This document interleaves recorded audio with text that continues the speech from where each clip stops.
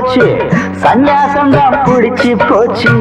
இன்னும் என்ன எடுத்த மாத்து, எல்லாம் இங்கே பழுதா கூத்து. முந்தானையா நான் முடிச்சேன் முந்திரி தோப்புல, அந்த சுந்தரி பேச்சில.